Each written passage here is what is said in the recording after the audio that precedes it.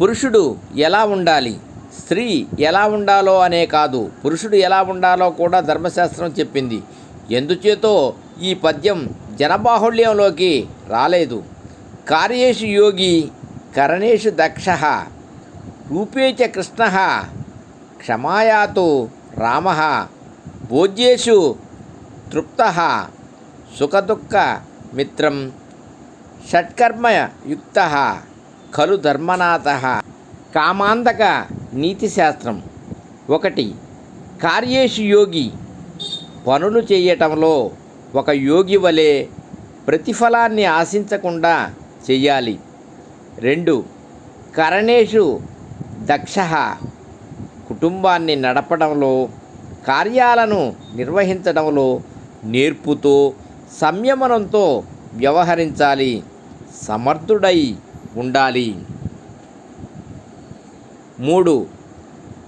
రూపేచ కృష్ణ, రూపంలో కృష్ణుని వలె ఉండాలి, అంటే ఎల్లప్పుడూ ఉత్సాహంగా సంతోషంగా ఉండాలి. 4.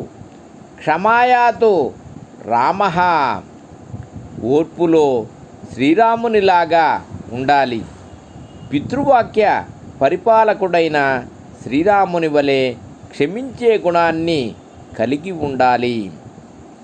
5.